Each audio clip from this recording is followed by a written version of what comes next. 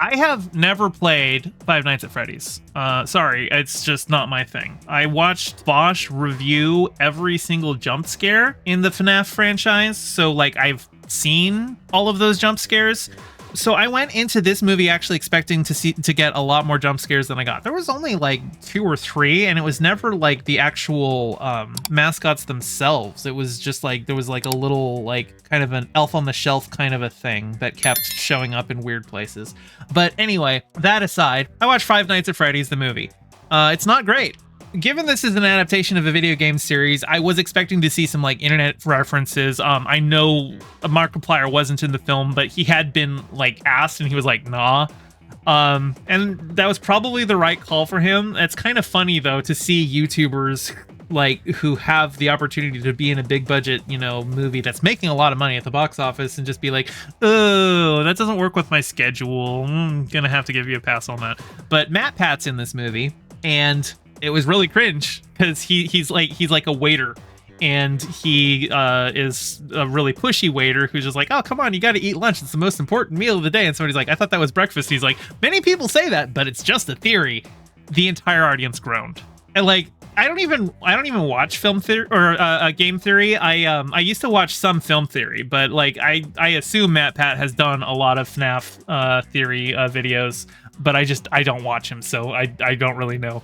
Quinn says Matt Pat got consulted for the script. Oof. Oh, that does not look good for him. Jake the Pug says, that's just a cameo. A film theory cameo. Also, like, doesn't Matt Pat have a channel called Food Theory? Like, if he's saying people say breakfast is the most important meal of the day, but that's just a theory, a food theory, he could literally make that a video. Cy Deathful says I don't watch the theorist channels anymore. Yeah, I used to watch film theory back in the day, but I haven't watched that in several years. Fashion theory, geez. I imagine he's not writing all of those scripts. No one man has that many opinions on that many things. He probably has a channel called Dog Theories Really Escaping the Barrel. Okay. Anyway, we're total tangent. Matt Pat's in the movie for 20 seconds, so that's not really what it's about. There was actually one other internet personality that I thought might have been in the movie for like 2 seconds before I got a closer look and was okay, no, he just looks like one. But there's this guy who loses his kid at the mall and then finds him and picks him up, and the main character sees it and thinks he's kidnapping a kid and goes and beats the shit out of him. And the guy he beats the shit out of looks just like Destiny. And so when I saw that, I was laughing. That was really funny. But anyway, story-wise, it's really stupid. Again, I've never played these games, but I do know that the lore is that all of the mascots are being controlled by the ghosts of children whose corpses were stuffed into it. And since the film was written, at least in part, by Scott Cawthon, who, you know, the creator of the series, I imagine lore-wise it was probably fairly faithful to how the games play out. But like, I don't really care about it. It's a very goofy lore to begin with, and there's really I mean, like, I just say that, and like that's kind of just the whole plot of the movie. And I also counted the nights. There are indeed 5 nights. So good job on the screenwriters. And they don't like say night 1 or anything like that. It's just, as I was paying attention to the progression of the timeline, I'm like, yes, this did take place over 5 nights. Good job. Quinn says it followed none of the lore. Okay, well then I don't know. I mean, I know it follows the lore that it's ghost children stuffed in, their corpses stuffed into animatronics, and they're controlling those animatronics, but beyond that, I don't know anything else. Also, there was, one of the animatronics was a little cupcake, and like, you can't stuff a corpse into a little cupcake. It was like the size of a basketball. Like, unless you put a kid's head in there, what was controlling that? like the main character, his brother was kidnapped when he was a kid and was never found, and so he's like been trying to use lucid dreaming to try and get more information from that thing. He had like follows this whole theory that everything you ever see is stored in your brain forever, and so using dreams and just like looking at different things, he might be able to find the clue to find out what happens to his brother. But that's also where like he's interacting with the ghost children outside of them being in the animatronics. And there was only 5 of those kids, and there was the 4 main animatronics plus the cupcake, but then there was also Golden Freddy, who, as I learn, is a different character. So he was one of the those ghost kids. So who the fuck is in the cupcake?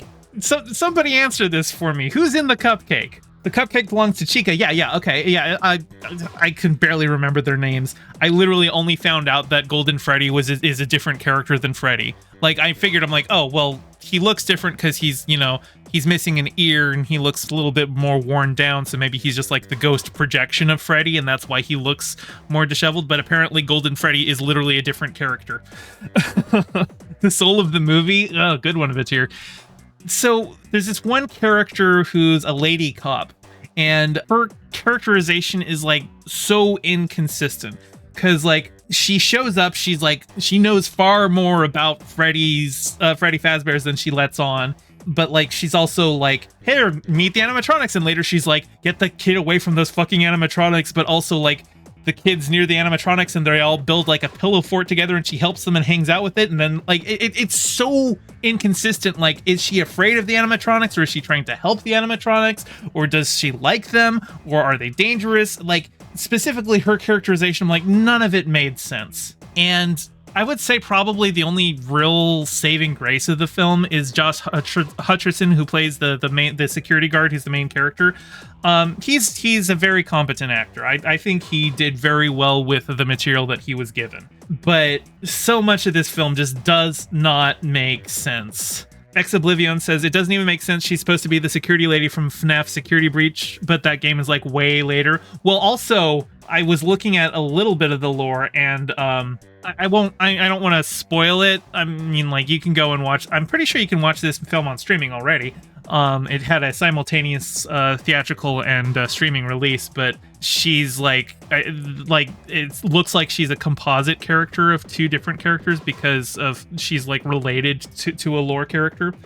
But anyway, it's a dumb premise, and there's no really scary parts to it. There's a couple of jump scares, but the jump scares aren't even the animatronics showing up as a jump scare. Like, pretty much every time you see the animatronics, they're moving pretty slowly, and like they don't just like, it doesn't do like a quick cut with like a big scream or an orchestra hit or anything like that on them.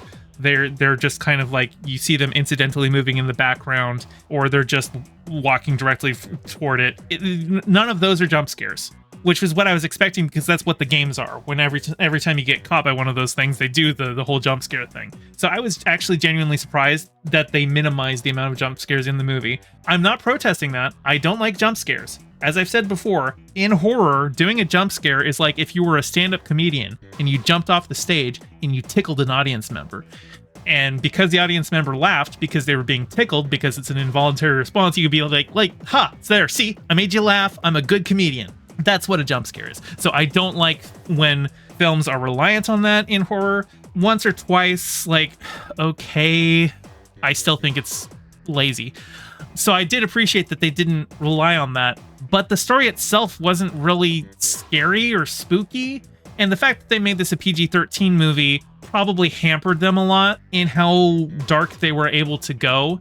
And sure, this game series became famous because Markiplier was doing LPs of it. And Markiplier has a large kid fan base. The design of the characters, they're big Chuck E. Cheese animatronics, so there's obviously a certain kid appeal there. But I don't think it translated to film. I've never been... FNAF has never appealed to me as a franchise for video games either. So it's not for me. I don't get it. And it wasn't a particularly good or gripping horror film. Hey, thanks for watching. I'm trying to get my channel monetized, so your view means a lot. Don't forget to toss me a like, and subscribe, and ring the bell. I stream Mondays and Fridays at 5 p.m. and Sundays at 2 p.m., so catch me live and join in on the convo. You can find all my socials in the description below, and thank you to all my patrons, with a very special shout out to my Whale Shark tier patron Ryan D and my Anemone Friends tier patron Piftle Cakes. Your support means the world. Catch you next time.